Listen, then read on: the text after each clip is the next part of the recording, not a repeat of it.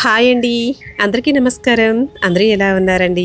ఈరోజు వీడియోలో మన కొత్త అపార్ట్మెంట్ దగ్గర 10 ఫ్యామిలీలు కలిసి ఈ సంవత్సరం కూడా బోనాల పండుగ చక్కగా సెలబ్రేట్ చేసుకున్నాం. ఆ వీడియో కూడా మీకు అప్లోడ్ చేశాను కదండి. దానికి ముందు రోజు వీడియో అన్నమాట ఇప్పుడు మీకు చూపించేది. దానికి సంబంధించి చిన్న చిన్న క్లిప్స్ అయితే యాడ్ చేస్తున్నాను. సరదాగా చూసేయండి కాసేపు. నోరు ఊరిపోతుంది కదా వాక్కాయలు చూస్తుంటే. ఎప్పుడు ఇంట్లో తినే ఫుడ్డే కాదు, బయట ఫుడ్ కూడా టేస్ట్ చూద్దాం పదా అని చెప్పి ఎంత దూరం తీసుకెళ్లారోనండి మా వారు. అది కూడా చూపిస్తాను, వీడియో స్కిప్ చేయకండి. ఏడాదికి 2 సార్లు కాస్తుందండి మా వాక్కాయ చెట్టు. అంటే ఇప్పుడంతా ఫుల్గా వచ్చేస్తుంది. తర్వాత ఏంటంటే ఏదో ఒక 2 కొమ్మలు 3 కొమ్మలకి వస్తూ ఉంటుంది అన్నమాట. అలాగా వాక్కాయలు లేనట్టుగా ఏమి అనిపించదండి, ఎప్పటికప్పుడు ఉన్నట్టుగానే అనిపిస్తుంది మాకైతేనే. మధ్యలో ఒక 3-4 నెలలు మాత్రం రెస్ట్ తీసుకుంటుంది అన్నమాట. అంతే మహాతల్లి ఎప్పుడు చక్క నిండుకుండలా కాస్తూనే ఉంటుందండి. కాయలు చూసేసరికి చెర్రీ పళ్ళలాగా అనిపిస్తాయండి.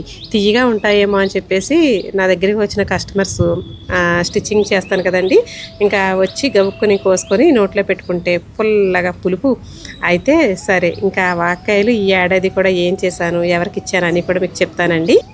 ఈ చెట్లు చూసారండి, పర్యావరణం కోసం గవర్నమెంట్ వేస్తూ ఉంటుంది కదా రోడ్డు పక్కని ఒక 1 సైడ్ మొత్తం కూడాను. ఆ చెట్లు మాకైతే తుడుపుడండి. ఎందుకంటే పెద్ద పెద్ద చెట్లు, ఆ కొమ్మలు కొట్టకూడదు. వాటికి వచ్చే ఆ పసుపులు, తర్వాత కాయలు, ఇవన్నీ కూడా తర్వాత ఆకులు రాలుతూనే ఉంటాయండి తలబరాలాగా. అసలు భలే ఉంటుందిలేండి, చెట్లు ఉన్నాయని అందం, తర్వాత చేసుకోలేక కష్టం, భలే ఉంటుంది. సరే, ఇప్పుడైతే వాక్కాయల గురించి చెప్తానండి. మా వారైతే చక్కగా దగ్గరగా ఒక 3 కిలోల కాయలు అయితే ఉంటాయేమోనండి. ఇవి ఉత్తినే బరువు తూగేస్తాయి కదా. ఇంకా కాయలు అయితే తయారైన మట్టిగా అందినట్టు మట్టికి కోసారు. ఇంకా చాలా ఉన్నాయనుకోండి. అవతల వెంపు అన్నీ కూడాను రోడ్డు పక్కన వెళ్ళే వాళ్ళు, ఆ బాగా అలవాటు అయితే తెలుసున్న వాళ్ళు కోసేసుకుంటారండి. ఏమీ అనము, సర్లే కోసుకొని అని. ఇటు పక్కకి మన సైడ్ పక్కకు ఉన్న మాత్రమే నేను కోసి ఎవరికైనా ఇవ్వడం కానీ నేను వాడుకోవడం కానీ జరుగుతుందండి. ఇంకా అలాగా కోసిన కాయలండి ఇవి. వీటికి పాలు కారుతాయి కదా, చూడండి పాలు ఎలా ఉన్నాయో. సరే, ఈ సంవత్సరం నేను గోరింటాకు కూడా బాగానే ఇచ్చానండి. 2 చెట్లు ఉన్నాయి, 2 చెట్లు గోరింటాకు కూడా తలోకింత విన్నేసి వాక్కాయలు ఇంకా అందరికీ అడిగిన వాళ్ళందరికీ కొన్ని ఇచ్చేసాను అనమాట. ఇవి వచ్చేసరికి మన కొత్త ఇంటి దగ్గరికి వెళ్తున్నాం కదా, అక్కడ మన ఫ్రెండ్సే అనుకోండి, స్నేహితులే అనుకోండి, బంధువులే అనుకోండి, లేదంటే మన సబ్స్క్రైబర్సే అనుకోండి. అవునండి, మన సబ్స్క్రైబర్స్ వాళ్ళందరూ కూడాను మన వీడియోస్ కూడా చూస్తూ ఉంటారంట. సరే, ఇంకా వాళ్ళకి కూడా కొన్ని కాయలు అయితే ఇద్దాము అందరికీ అని చెప్పేసి 10 మందికి కలిపి ఇలాగా ఒక్కొక్క ఫ్యామిలీకి ఒక్కొక్క ప్యాకెట్ కింద అన్నీ కూడా ఇలాగా ప్యాక్ చేసుకున్నానండి. బాగున్నాయి కదా, భలే కలర్ఫుల్గాను. ఇవ్వగానే వాళ్ళు కూడా అలాగే హ్యాపీగా ఫీల్ అయ్యారండి. చక్కగా పుల్లగా ఉంటాయి కదా, బాగుంటాయి అని చెప్పేసి తీసుకొని వెంటనే తిన్నారు కూడానండి. ఇంకా మేము తిన్న టిఫిన్ గురించి అయితే చెప్తానండి. ఇక్కడ చూసారు కదా 4 రకాల చట్నీలు. ఒకటేమో పల్లీ కొబ్బరి చట్నీ, ఒకటి టమాటో చట్నీ, ఇంకొక 2 వచ్చేసరికి అల్లం చట్నీలో రెడ్ ఒకటి, గ్రీన్ ఒకటి.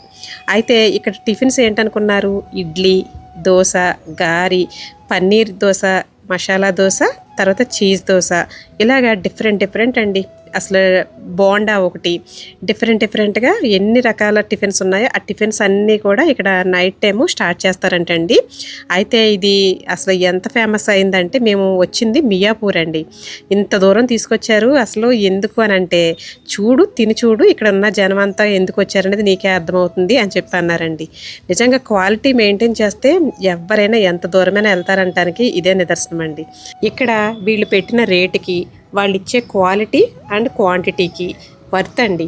అలాగే ఇక్కడ ఒక్క ఇడ్లీ తిన్నామంటే దానికి 4 రకాల చట్నీ కాంబినేషన్లో కడుపు ఫుల్ అయిపోతుందండి ఒక మనిషికి.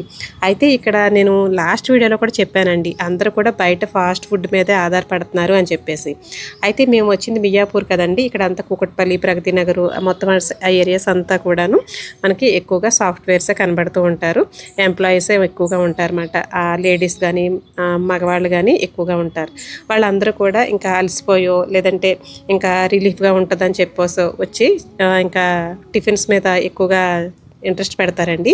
నైట్ టైంకి అసలు లైట్గా ఉంటుంది కదా అని చెప్పేసి అలా వచ్చి, లేదంటే సరదాగా ఇప్పుడు మాకులాగా బాగుంటుంది ఇక్కడ ఫుడ్ టేస్ట్ చూద్ది కానీ పద అని చెప్పేసి తీసుకెళ్ళిన వాళ్ళు కూడా ఉంటారు కదండి అలాగా. అయితే వాళ్ళకి మంచి పాయింట్ అండి, బాగుంది. అయితే ఇక్కడ మెయిన్ చూసారు కదా, వేడిగా మాట ఒక పక్కన మాస్టర్స్ వాళ్ళు అలా ఆ ఫుడ్ అనేది తయారు చేస్తుంటే, ఇక్కడ చట్నీలు మాత్రం ఇంకా బకెట్లేనండి. ఇంకా పట్టుకొచ్చి వేస్తుంటే ఇంకా వేసుకుంటూనే ఉన్నారు. అంత బాగున్నదండి. మీరు అడ్రస్ అయితే కనుక మియాపూరు సౌత్ ఇండియా ఆర్ఎస్ ఇవన్నీ ఉన్నాయి కదండి, ఆపోజిట్లో ఇక్కడ ఫుట్పాత్ లాగా ఉంటుంది, దాని పక్కనే ఉంటాయన్నమాట. బారుగా టిఫిన్ సెంటర్స్ ఫాస్ట్ ఫుడ్స్ ఉంటాయండి. కానీ మేము తిన్న ప్లేస్లో ఉన్నంత జనం ఇంకెక్కడా లేరండి. మీకు అది కూడా చూపిస్తాను. అయితే ఇక్కడ బోండా ఇడ్లీ అన్నీ కూడా చూడండి ఎలా వేస్తున్నారో. ఇంకా అక్కడైతే క్యూ లైనే. ఇంకొకటి ఏంటంటే ఇక్కడ నచ్చింది నాకు, మనం ఇడ్లీ తిన్నామనుకోండి ఇంకొక దోశ ఏదైనా తినాలనిపిస్తుంది. కానీ ఇక్కడ ఆ తిన్న ప్లేటు పక్కన పెట్టేసేయాలి, మళ్ళీ నెక్స్ట్ ప్లేటేనండి తీసుకోవాల్సింది. ఇది ఎక్కడో 5 స్టార్ హోటల్లో మా వారు చెప్తారన్నమాట. మనం 5 స్టార్ హోటల్కి ఎక్కడికైనా వెళ్తే కనుక మనం తిన్న ప్లేట్ ఇచ్చుకొని మళ్ళీ వడ్డించుకోవడానికి వెళ్తే వాళ్ళు అలా ఒప్పుకోరు, ఆ ప్లేట్ పెట్టేసేయమంటారు. అలా నువ్వు ఎన్ని ఐటమ్స్ తిన్నా కూడాను ఒకసారి వడ్డించుకోవాలి, లేదంటే ప్లేట్ మార్చుకోవాలి అని చెప్పేసి. అలాగ అయిందండి ఇక్కడ. నాకు అదే గుర్తొచ్చింది. ఇదిగోండి ఇంకా ఇడ్లీ చూసారా, వేడిగా అలాగా వేస్తున్నారు క్లాత్ పైన. ఒక 10 రేకులు ఉంటాయండి ఒక్కొక్క దాంట్లోనూ.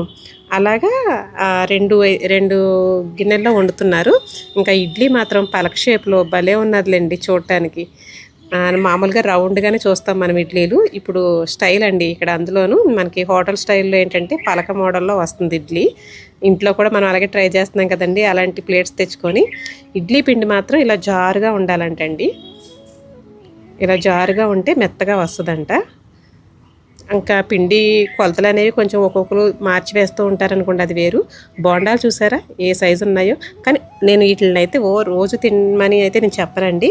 కానీ మీకు ఎవరైనా అకేషన్గా వచ్చినప్పుడు సరదాగా బాగుంటుందని టేస్ట్ చూడటానికైనా ఎప్పుడైనా ఒకసారి రావడంలో తప్పులేదు. మనకి ఆ క్రేవింగ్స్ కూడా ఉంటాయి కదా, అవి కూడా తీర్చుకోవాలి కదా. మరి ఎప్పుడు ఇంట్లో ఫుడ్ అని కూడా మనకి అంత ఎంజాయ్ చేయలేము. ఎందుకంటే మనమే వండి, మనమే తోముకొని, మనమే వడ్డించుకొని వచ్చిన వాడితో కాసేపు మాట్లాడాలన్నా మాట్లాడలేక ఇవన్నీ ఉంటాయి కదా. అలాంటప్పుడు బాగానే ఉంటుందండి. నైట్ టైము కాస్త లైట్గా తింటేనే మంచిది. మేము అలాగే లైట్గానే తిని బయటకు వచ్చామండి. చూపిస్తాను చూడండి. ఎంత సెంటర్ అంటే మెయిన్ సెంటర్ అండి ఇదంతా కూడాను. కానీ ఇక్కడ మేము చూసినంత లెక్కన కూడాను మేము తిన్న ప్లేస్లో ఉన్నంత క్రౌడ్ అయితే అసలు ఎక్కడా లేదన్నమాట. ఇంక ఇదంతా కూడా మ్యూట్ చేసి పెట్టానండి, మనకి డిస్టర్బెన్స్ ఎక్కువగా వస్తుందని చెప్పేసి. మేము తిన్న ప్లేస్లో కూడాను ఎక్కువగా వద్దని చెప్పి మ్యూట్ పెట్టేశాను. చూసారు కదా, అక్కడికి ఇక్కడికి చాలా డిఫరెన్స్ అండి. క్వాలిటీ ఖరీదు అనేది మనం ఎప్పుడైతే మనకి జనాలకి ఇచ్చామో బిజినెస్లో ఆల్రెడీ మనకి ఎంతమంది సక్సెస్గా ఉన్నా కూడాను మనం కూడా వాళ్ళతో పాటు నడవచ్చండి. బిజినెస్లో నేర్చుకోవాల్సింది అదొకటే మనం కదా. ఏమంటారు, ప్రతి బిజినెస్ సక్సెస్ అవ్వడానికి సీక్రెట్స్ అంటూ కొన్ని ఉంటాయండి. వాటిని మనం జెన్యూన్గా మెయింటైన్ చేయాలి ఎక్కడైనా సరే. అప్పుడే ఎందులోనైనా